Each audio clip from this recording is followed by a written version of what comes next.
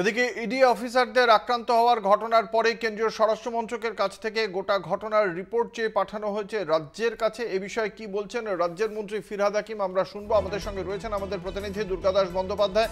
ঠিক কি বলেছেন ফিরহাদ হাকিম? তুমি জানো যে কদিন আগেই যে সন্দেশখালীতে, দক্ষিণ চব্বিশ পরগনার সন্দেশখালীতে রেড করতে গিয়ে ইডির আধিকারিকদের ওপর ইডি আধিকারিকরা আক্রান্ত হন এবং তারপরেই কিন্তু কেন্দ্রীয় সরকারের পক্ষ থেকে, বিশেষ করে স্বরাষ্ট্র মন্ত্রকের পক্ষ থেকে একের পর এক এই ঘটনার কারণ কি, এই ঘটনার পেছনের উদ্দেশ্য কি, এইগুলো জানবার জন্য নোটিশ পাঠানো হয় রাজ্য সরকারের কাছে কারণ দর্শানোর জন্যে। ইতিমধ্যেই রাজ্যপালও তিনিও যথেষ্ট সরব হয়ে উঠেছেন এবং এই বিষয়টা নিয়েই কিন্তু ফিরহাদ হাকিম আজকে তাকে প্রশ্ন করা হলে তিনি কিন্তু স্পষ্টতই বলেন যে কেন্দ্রের স্বরাষ্ট্র মন্ত্রক প্রায়শই একাধিক বিষয় নিয়ে রাজ্য সরকারের কাছ থেকে রিপোর্ট তলব করে। কেন্দ্রীয় সরকারও নিয়ম মাফিক সেই সমস্ত রিপোর্ট তারা পাঠিয়ে দেয় নির্দিষ্ট সময়ের মধ্যে, কিন্তু বিষয়টা সেই জায়গাতেই থেমে থাকছে না। তার কারণ হচ্ছে যে ফিরহাদ হাকিম যেটা বলেছেন যে কেন্দ্রীয় স্বরাষ্ট্র মন্ত্রকের পক্ষ থেকে বা কেন্দ্রীয় সরকারের পক্ষ থেকে রিপোর্ট চাইবে, আমরা রিপোর্ট দেব, এটা নিয়ে অহেতুক উৎফুল্লিত হওয়ার কোনো কারণ নেই। তার কারণ হচ্ছে এটা মনে রাখতে হবে যে রাজ্য সরকার এই জাতীয় কোনো ধরনের আক্রমণ বা এই ধরনের কেন্দ্রীয় এজেন্সি বা যে কোনো এজেন্সির আধিকারিকদের কে আক্রান্ত হওয়া বা আক্রমণ করার বিষয়টাকে সমর্থন করে না, তারা এটাকে এন্ডোর্সও করে না।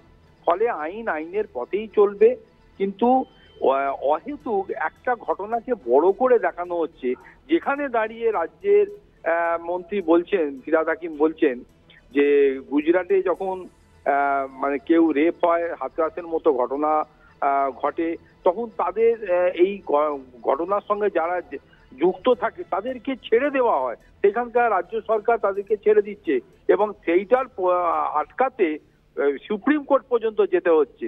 কিন্তু সেইখানে স্বরাষ্ট্র মন্ত্রকে সেইভাবে উদ্যোগ, সেইভাবে রিপোর্ট তলব করা বা এই বিষয়গুলো নিয়ে কঠোর মনোভাব পোষণ করার মতো কোনো কিছু দেখা যায় না।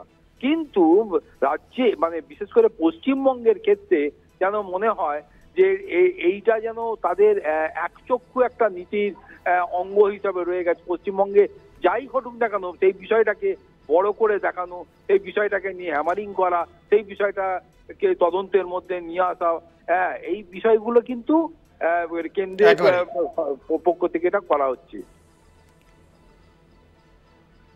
আমরা শুনবো কি বলেছেন ফিরহাদ হাকিম।